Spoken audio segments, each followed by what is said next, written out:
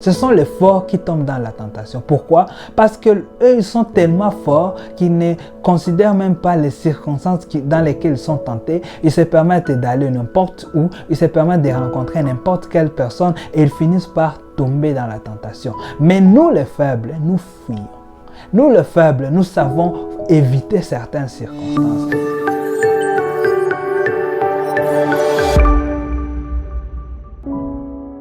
Le jour où nous recevons Jésus-Christ dans notre vie comme Seigneur et Sauveur, nous déclarons la guerre contre le diable. Et donc, c'est tout à fait normal que le royaume des ténèbres puisse nous combattre, puisse nous tenter. Et je crois bien qu'aujourd'hui, tu ne vas plus te poser la question pourquoi je suis tenté, parce que je suis en train de te donner la réponse. C'est parce que tu es enfant de Dieu, point barre.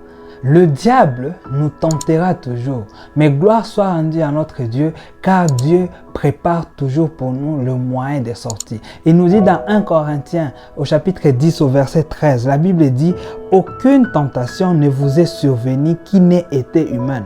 Et Dieu qui est fidèle, ne permettra pas que vous soyez tentés au-delà de vos forces, mais avec la tentation, il préparera aussi le moyen d'en sortir afin que vous puissiez la supporter. » Dieu prépare toujours un moyen pour notre délivrance lorsque nous traversons la tentation. Je sais que cette parole, elle est difficile à comprendre, elle est difficile même à croire lorsque surtout nous traversons des moments des tentations qui semblent être au-delà de notre force. Mais je suis en train de te rassurer que le Seigneur est en train d'y travailler et il ne va pas te laisser seul.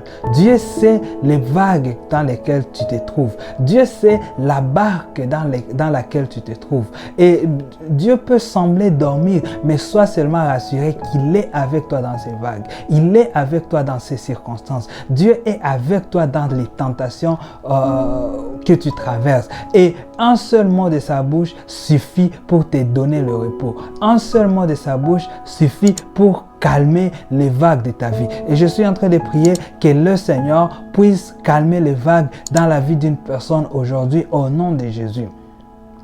Tu vas vivre le repos de l'Éternel. Dieu, parce que Dieu nous délivre toujours de la tentation. C'est quoi donc la tentation? Au fait, la tentation, c'est une incitation ou une invitation à pécher avec une promesse de recevoir une récompense lorsque nous désobéissons à Dieu. La tentation nous pousse toujours à désobéir à Dieu. Et nous pouvons être tentés d'une manière ou d'une autre. Certains sont tentés par des tentations sexuelles. Tu es peut-être tenté par ton petit ami, ta petite amie pour que vous puissiez coucher ensemble au nom de l'amour. Tu es peut-être tenté par ton boss ou quelqu'un, un recruteur qui est en train de te proposer le sexe pour qu'il te donne du travail ou que tu aies la promotion. Tu es peut-être tenté à aller dans la prostitution pour subvenir à certains de tes besoins. Ça, c'est la tentation, les tentations sexuelles. D'autres sont tentés par la corruption. On te propose de donner de l'argent en échange avec un certain service, en échange avec la promotion, en échange avec certaines faveurs. Ça aussi, c'est la tentation, la corruption. D'autres sont tentés par la falsification ou le mensonge. Les gens sont poussés à mentir, à donner des faux documents pour avoir le visa, pour avoir certaines faveurs, pour être admis dans certaines écoles. C'est une tentation du mensonge. Et je suis en train de vous informer que tout cela, c'est le péché. Et si vous êtes déjà tombé dans cela, aujourd'hui, vous pouvez revenir à Jésus et demander pardon et confesser vos péchés, il va vous pardonner. Et si vous êtes sur le point peut-être d'être tenté par ça, vous n'êtes pas encore tombé, je vais te dire aujourd'hui, ne cède pas. Ne cède pas. Don't give up. Ne cède pas car Dieu est avec toi dans ces tentations et il va t'aider. Et j'aimerais partager avec nous seulement 3 éléments qui nous aident à surmonter la tentation. La première chose, c'est le Saint-Esprit. Sans le Saint-Esprit, il est difficile pour nous de vaincre la tentation. Dans Luc 4, la Bible est en train de nous dire que Jésus, rempli du Saint-Esprit, partit dans le désert pour être tenté. C'est le Saint-Esprit en Jésus-Christ qui lui aidait à surmonter la tentation. Lorsque nous sommes remplis du Saint-Esprit, le Saint-Esprit nous donnera sûrement la force de surmonter les tentations. Et être rempli du Saint-Esprit implique une vie d'intimité avec Dieu et une vie d'obéissance à Dieu. C'est le premier élément qui va nous aider à vivre une vie victorieuse contre les tentations. La deuxième chose, c'est de veiller et de prier.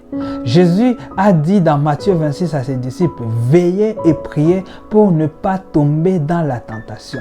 La prière, c'est un élément essentiel qui nous aide à ne pas succomber dans la tentation. Et le troisième élément, c'est la discipline.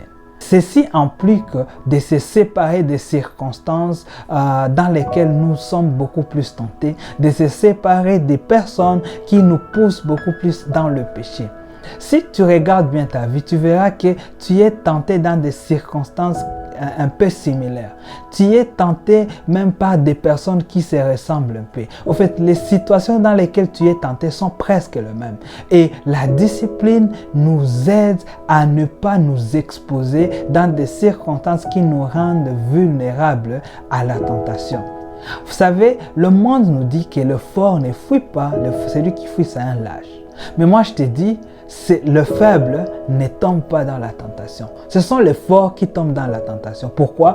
Parce qu'eux, ils sont tellement forts qu'ils ne considèrent même pas les circonstances dans lesquelles ils sont tentés. Ils se permettent d'aller n'importe où, ils se permettent de rencontrer n'importe quelle personne et ils finissent par tomber dans la tentation. Mais nous, les faibles, nous fuyons.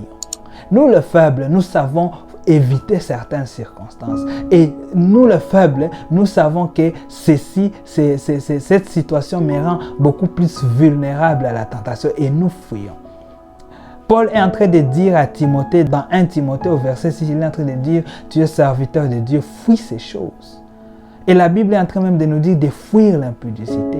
Le moyen qui va nous aider à surmonter la tentation, c'est de fuir les circonstances, d'éviter les circonstances qui nous exposent à la tentation.